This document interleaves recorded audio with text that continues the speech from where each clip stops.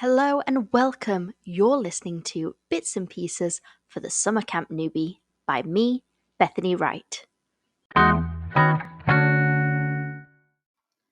Hello, welcome back to Bits and Pieces for the Summer Camp Newbie. This is Bethany. Cannot believe it, we're on episode 5, and this episode is all about the different types of roles that you can apply for here when you work at summer camp. So there are 3 different types of roles that you can apply for when you work at summer camp. They are a general counsellor, they are a specialist, and the last one is called support staff. And they're the 3 main types. So a general counsellor is what it says on the tin. It's what you automatically think of when you think of, I'm going to work at summer camp. You live your life with the children, usually share a cabin with them. You'll get up, you'll go to all the activities with them. You make sure that they've washed their hair, make sure that they've brushed their teeth, and you'll accompany them to all their activities throughout the day.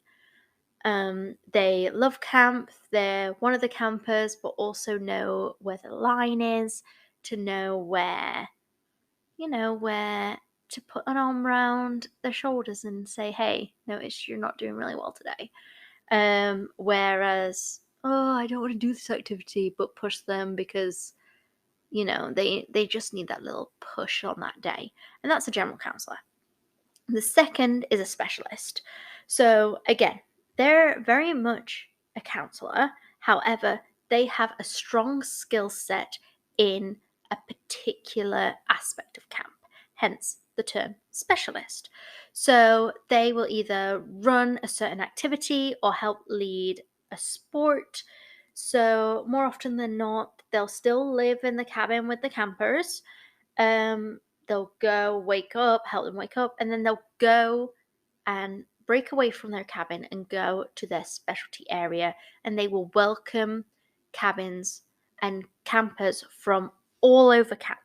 So you stay in one spot, you own your area, it's your area, and you welcome campers from all ages to come and experience your area. And that is really, really fun because you see people from all across camp. You get to do fun, different activities depending on what age group comes to your activity. And then after you finish, you get to go back to be with your cabin that you live at, or area around camp that you're stationed at. And you get to participate in the rest of camp life outside of your specialty. And that is a specialist. The third type is something we call support staff. Now, these are the unsung heroes of camp. And I can say that with hand on my heart.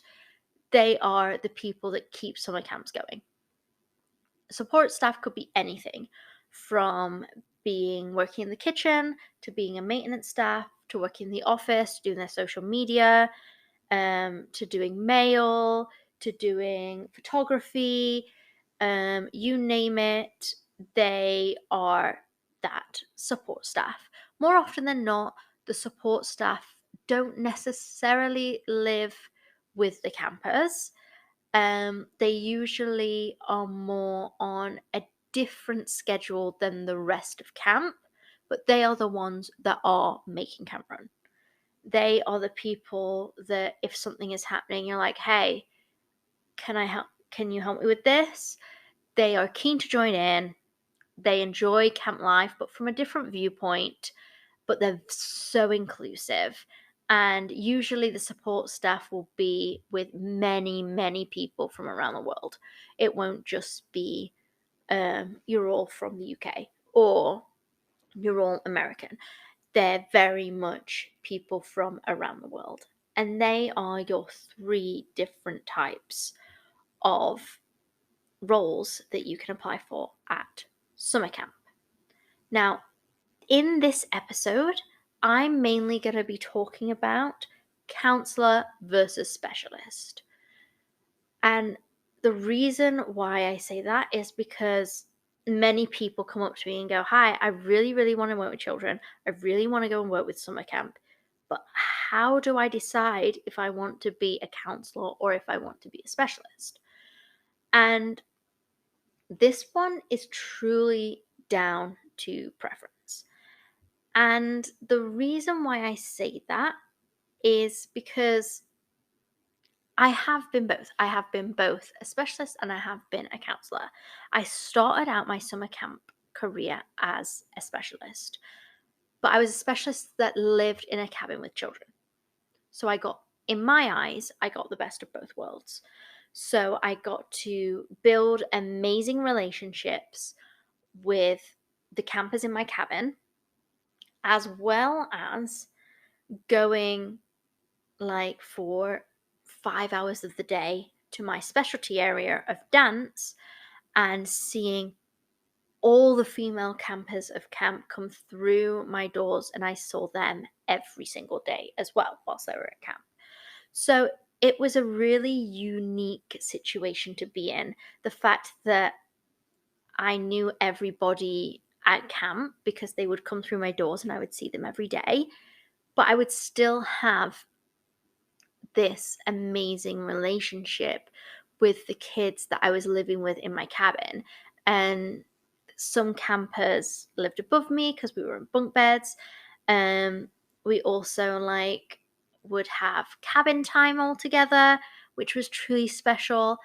And I would have lost out on that experience if I didn't live with them. I would have worked at dance and seen all these children come through the doors, and then I would have my time off, and then I would just kind of float around for the rest of the day, not having a true purpose. As the evenings were very much set up like with your cabin and activities with the cabin. And if I wasn't living with kids, I wouldn't have an activity for the evening. I would just be floating around or given a job to do, like man the line for the tuck shop. And that isn't really fulfilling what I wanted in my summer of going to work and live at a summer camp. So that's just a little anecdote from my personal experience. But it is amazing. Like, if you think that you're an all-rounder and you're like, I don't personally see myself teaching kids about X, then I would say go and be a counselor. A counselor, a general counselor, you will have to be, they're normally known as the outgoing, active people. And that's not necessarily always true. You don't have to be outgoing and loud if you're a counselor, because not everybody in life is outgoing and loud. Like, there is, even if you are the quieter, introverted person that still wants to go to summer camp and be a general counselor, there is a place for you at summer camp to be that counselor, to be the introverted counselor, to be the one that notices the little things. And that is truly special as well. But to be a general counselor, I feel like you also have to be the ones that are motivating, and you also have to be very personable, because you are with your campers mainly all day. You are the ones that will take them to activity to activity. And yes, I would say definitely get in that water and do the activities with the kids.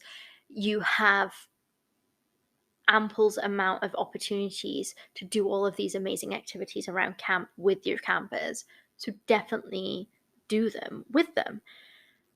But you are also the ones that, when it's a rain day and activities might be cancelled, you might have to be the creative one and create something for your cabin to do so they're not bored on a rainy day. Because even though it's the summer, it does rain sometimes. And that is a counsellor. And you are the ones keeping the campers motivated, but you're also the one that is keeping them supervised and making sure that they make their beds and making sure that they change their bed sheets, and making sure that they brush their teeth, making sure that they brush their hair, and all making sure that they're eating well, making sure that they're eating something. Like, that is your role as a general counsellor. And it's a lot of balls to juggle, but it's an amazing job to do. Whereas on the flip side, if you are a specialist, you are a leader. You're a leader at that activity. You are so skilled in that subject area. You are confident to lead that class. You're enthusiastic and you share a passion about that activity, and you're willing to get involved, and you're willing to ignite that passion in other kids too. And like, again, you are the ones that are calling the shots. And there's a lot of crossover between an activity specialist and a counselor. You share a lot of the same skills.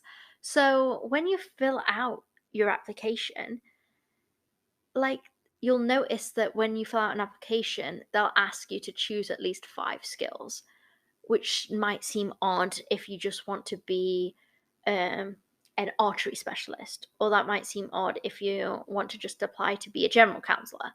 But they want to know what agencies and camps want to know what interests you and what you're interested to give a go at. So, like, those skills are not like, I'm qualified to lead this. It's like, oh, I enjoy playing basketball, or I enjoy making up TikTok dances, or little things like that, because that sort of thing will give camps and their directors a great insight into you and what you want to get out of the summer. And as long as you want to work with children, like, you're going to be great. But also, going back actually to activity specialists, like, for instance, the reason why I chose to be a specialist my first couple of years is because I was going to university to be a dancer, to be a musical theatre performer, to be a performing artist.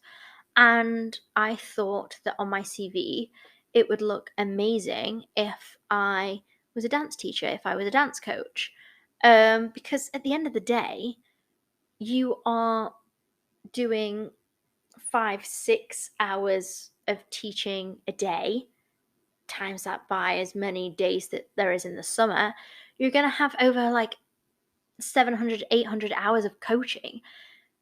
Why not do it at summer camp rather than do it in your hometown in the rain? Like, and how amazing is it that you can travel across the world and teach what you're passionate about? That's pretty unique. That's pretty awesome. And to put that on your CV shows that you have courage, shows that, you're dedicated, you're adventurous to, like, put yourself out there to go across the world and to do something that you know and love, but in a new environment. That shows people on your CV that, you know what, that's pretty cool. That's the person that I want. Also, a little something that, like, activity specialists actually have the ability to earn some more money than a general counselor. Like, especially if that skill is very, very niche. Like a lifeguard, for example. Like, because you have to spend money to get the qualifications. Usually lifeguards earn a little bit more money than your general counselor because you're so specialized in what you do. And that's pretty special. That's pretty unique as well. So that's a little something that you can do if you're just deciding and juggling between the two. But I guess at the end of the day, it falls down to what you want to do, and where you see yourself at camp will help determine what role you pick to apply for. So, like, if you want to be a activity specialist, like, get some qualifications, or even just take the steps to improve your application by doing volunteering hours down at your local rock climbing wall. If you want to be a climbing specialist, or go and volunteer like at the university sports club, or do some performing arts or some amateur dramatics if you want to work in performing arts. Because experience is going to outbeat anything at the end of the day. On your application form, if you have experience, that is what camps are looking for. And if you truly want to do that for your summer, then be a specialist. But if you want to go to camp and just be like, I just want to be there for the kids and I don't care what I do, and if I do everything, that's great, and that is your general counselor vibe, in my opinion. Like, I'm not saying that my word is gospel. I'm just giving you my opinion. And if you like everything, nothing is set in stone. So if you make your application and then a month or two down the line, you change your mind, reach out to your camp agency and say, hey, I've changed my mind. Can I edit my application? 100%, because they want to make sure that they find a fit great for you as well.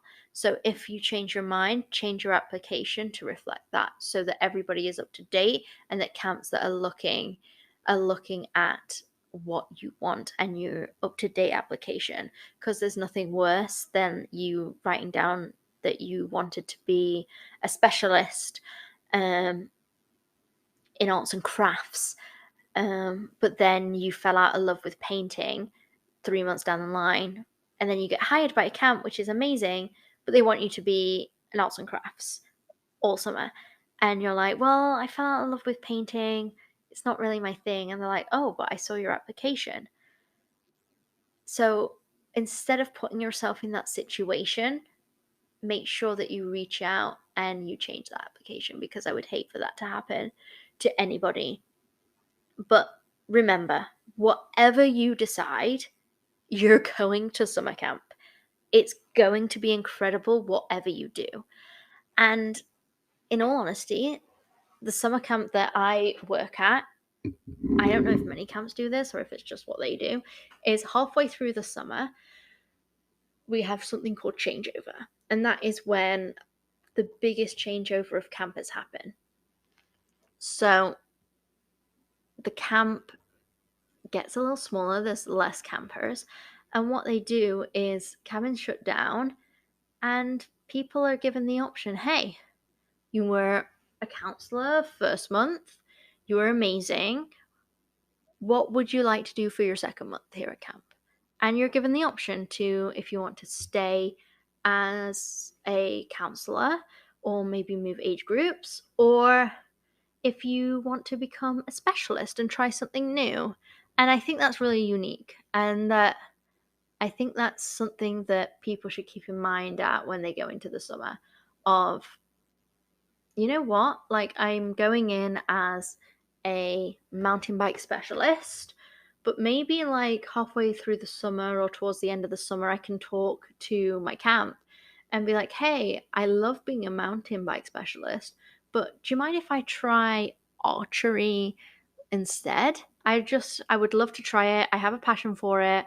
And the best thing about camp is they'll probably encourage you to do it. If you speak up and say, hey, I have a passion, it's towards the end of the summer, I really want to try it out, they'll probably be like, yeah, I love that for you.